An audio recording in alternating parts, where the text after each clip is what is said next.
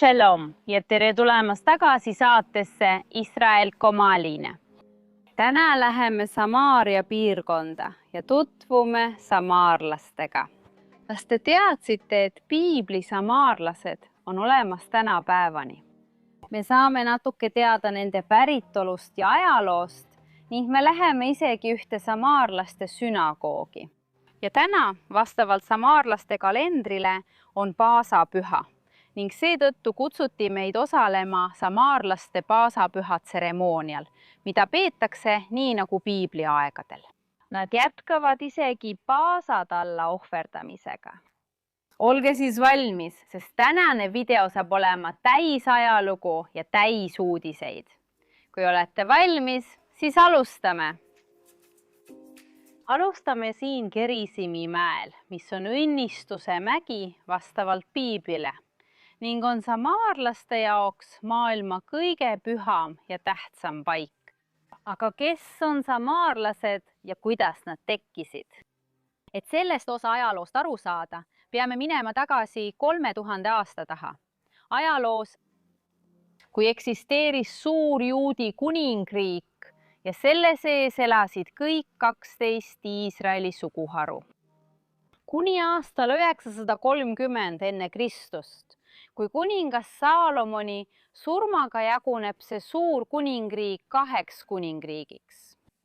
Põhjakuningriiki hakatakse kutsuma Iisraeli kuningriigiks ja sinna kuulub 10 Iisraeli suguharust. Ja lõunakuningriiki nimetatakse Juuda kuningriigiks. Aga kõik muutub aastal 722, kui Assüüria tungib sisse. Nad hävitavad Iisraeli kuningriigi ja võtavad kinni 10 Iisraeli suguharu, kes seal elasid, ja saadavad nad pagendusse ning seetõttu tunneme neid kui 10 kadunud suguharu. Ja assüürlased toovad piirkonnas ka teisi rahvaid, et elada kohtades, kus Iisraeli suguharud elasid. Samariklaste traditsiooni kohaselt on nemad Iisraeli kuningriigi jäänukid. See tähendab, et kui assüürlased ajavad 10 suguharu välja, siis nad ei aja kõiki minema, vaid osa Menasse, Efraimi ja Leevi suguharudest jäi sellesse piirkonda elama ja et nemad on samaarlased. Piibel ise räägib meile, et jah, 10 Iisraeli suguharust oli järelejäänuid, keda kunagi välja ei aetud. Aga osa Juuda kuningriigist, lõuna kuningriigist, eriti pärast tagasipöördumist Paabeli vangipõlvest. Nad uskusid, et just samaarlased segunesid assüürlaste poolt toodud rahvastega ning et nad ei olnud 100% Iisraeli rahva ja suguharude osa.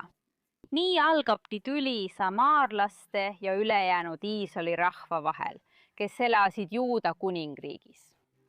Samaari lastel on pühakirjaks samaarlaste toora, mis on Samaaria pentateuh ja see on peaaegu identne juudi pentateuhiga. See tähendab 5 esimest raamatut juudi piiblist, 2 suure erinevusega. Esimene on keel. Me näeme seda hiljem sünagoogis, aga nad kirjutavad oma raamatuid Samaaria keeles tänapäevani. Ja teine erinevus on Gerisimi mägi, kus me praegu oleme. Nii juudi, kristlik kui ka Samaaria piibel on ühel meelel, et kui Iisraeli rahvas koos Joosuaga tõotatud maale siseneb, see siin on õnnistuse mägi. Ja et Eebali mägi, mis on otse meie ees, on needuse mägi. Aga samaarlaste sõnul on see mägi palju enamat. Nad usuvad, et siin toimus Iisaki ohverdamine, et siin asus Iisraeli rahva koguduse telk ja et just siin on Jumala poolt valitud paik, mitte Mooria mägi, Jeruusalemmas.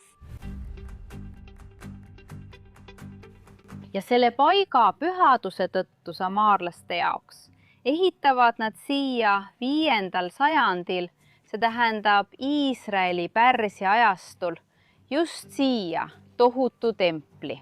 See oli 20 meetrit korda 21 meetrit Ja arheoloogilistel väljakaevamistel, kui see koht avastati, nähti, et see vastab piiblis kirjeldatud juudi templi mõõtmetele. Kivid näiteks on paigutatud kivi kivile, ilma igasuguse tsemendita kivide vahel, ilma ühegi tihendusvahendita. Täpselt samamoodi, nagu ehitati ka Jeruusalemma tempel. Ja see tohutu samaarlaste tempel, selle seinad olid 8 meetrit kõrged. Ja sisemuses ei olnud ühtegi ruumide ega alade jagamist. Samuti nagu Jeruusalemma templis. Sisemine ala oli suur avatud ruum ja jagamine toimus parohheti ehk kanga abil. Ja seetõttu leiame siit samuti selle jagamata ruumi ajast, kui see oli samaarlaste tempel. Ja see samaarlaste tempel muutub hellenistikul perioodil veelgi suuremaks. See tähendab umbes 2200 aastat tagasi laiendasid nad seda paika. Ja kogu see väline ala on osa sellest samaarlaste laiendusest hellenistikus perioodist. Kahjuks samaarlaste tempel hävitatakse. See paik on nende jaoks püha kuni tänapäevani. Bitsantsi perioodil ehitati siia ka 8-nurkne kirik, mida me praegu näeme. See näeb välja nagu see ümmargune hoone siin keskel. See piirkond, mida me näeme, on samuti püha samaarlaste jaoks, sest nende sõnul ehitas Joosua siia 12 kivist altari. Me teame, et ta tuli koos Iisraeli rahvaga Gerisimi mäele. Ja samaarlaste traditsiooni kohaselt on see just see täpne koht, kus ta selle altari ehitas.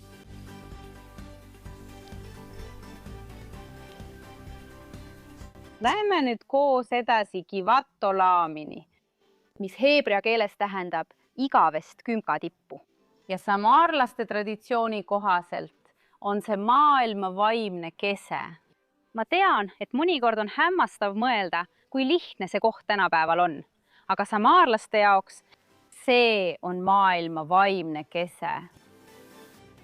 Ja minu arvates on kõige muljetavaldavam koht just see. Siin nii lihtne paik. Samariklaste traditsiooni kohaselt on just siin Iisaki ohverdamise paik. Juudi kristliku traditsiooni kohaselt toimus Iisaki ohverdamine või peaaegu ohverdamine Mooria mäel, mis tänapäeval asub Jeruusalemmas. Aga samaarlaste jaoks toimub see sündmus siin Gerisimi mäel ja veel täpsemalt just selles kohas, siin, selle aia taga. Ja siin Gerisimi mäe jalamil näeme, et siin on linn, mis laieneb, see on tohutu suur.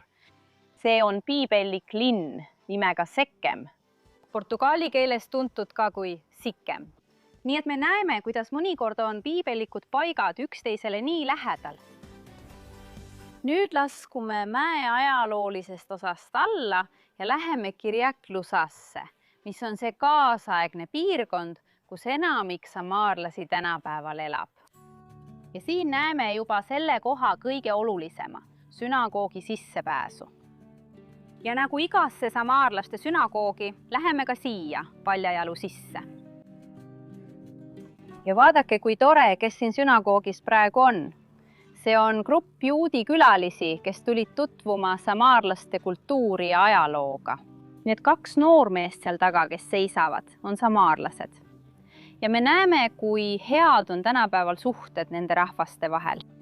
Veel üks näide rahvaste koos eksisteerimisest on see, et samaarlased saadavad oma lapsed õppima Iisraeli haridussüsteemi. See tähendab, et nad õpivad kõrvuti juudi õpilastega. Ja samuti osa samaarlastest teenib Iisraeli armees. See tähendab, et nad kaitsevad Iisraeli riiki. Siin avasid nad meile samaarlaste toora, et me saaksime seda näha. Pühad tekstid ja kõik sünagoogis olevad kirjad on samaaria keeles. Sellest hoolimata on enamik neist 3-keelsed. Nad räägivad nii heebrea kui ka araabia keelt ning loomulikult oma keelt, mis on samaaria keel ja mis on samuti semiidi keel. Selle rohelise kanga taga asub Aron HaKodesh. See on koht, kus Toora ja pühad raamatud igapäevaselt hoitakse. Aga nüüd lahkume sünagoogist ja läheme kohta, kus toimub tänase päeva tähtsaim sündmus. Ja siin näeme juba ettevalmistusi paasapüha ohverduseks, mis toimub varsti.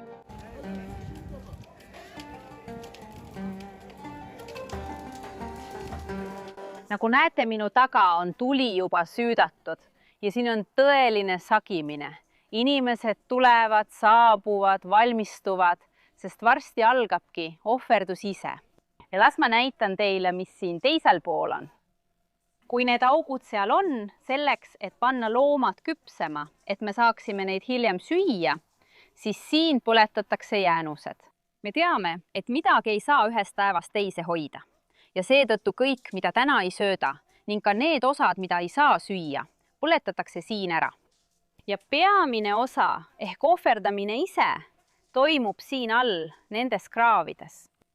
Ja täna ohverdatakse kokku 60 talle. See saab tõesti olema tohutu tseremoonia ja inimesed kogu Iisraelist tulevad siia, et osa võtta ja pealt vaadata.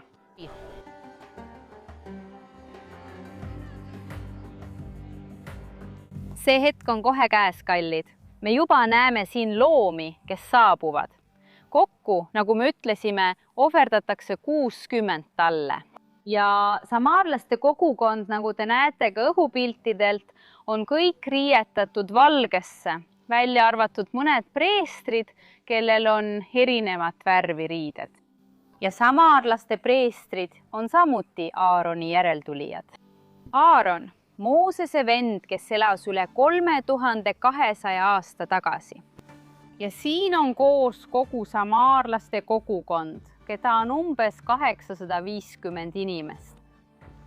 Aga kuidas see võimalik on, kui piibli aegadel arvati neid olevat umbes 1 miljon inimest? Kahjuks juhtus nii, et islami perioodil, eriti Osmanite impeeriumi ajal, tapeti neid tolleaegsete valitsuste poolt massiliselt. Ja neid jäi alles vaid 100 inimest. Osmanite aja lõpuks oli samaarlasi kokku ainult 100 inimest. Sellest ajast alates hakkas kogukond taas kasvama ja Iisraeli riigi perioodil kasvas see suhteliselt palju. Seetõttu näeme me tegelikult samaarlaste kogukonna taas sündi. Enamik samaarlastest elab tänapäeval 2 linnas. Üks neist on siin Gerisimi mäel ja teine on Holoonis, mis asub Tel Avivi lähedal. Ja nüüd algabki paasatseremoonia.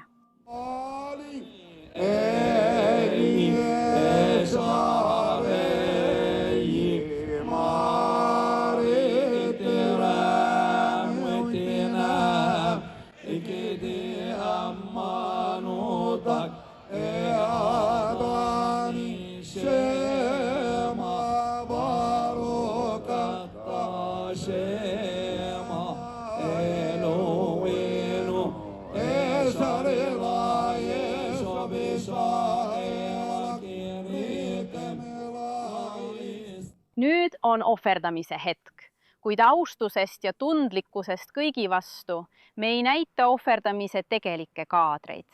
Aga juba mõne hetke pärast näete te inimesi tähistamas pärast ohverdamist.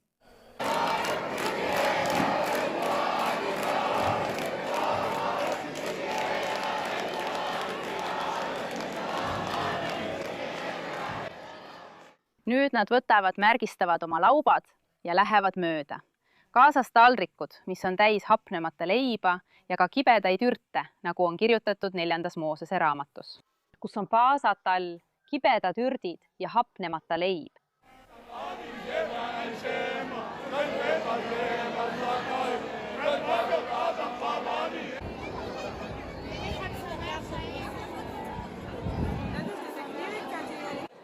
Siit tagantpoolt näeme nüüd tuld põlemas, sest nad hakkavad tallekesi puhastama.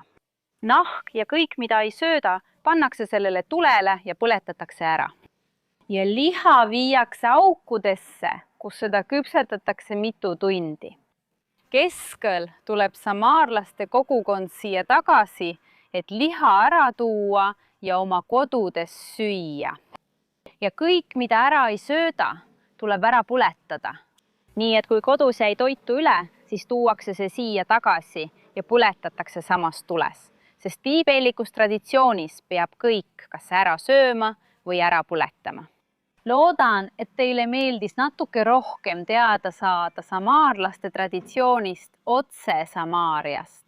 Ärge unustage kanalit tellida, et näha rohkem videoid otse siit, sellest nii erilisest kohast. Paid, shalom ja järgmise korrani!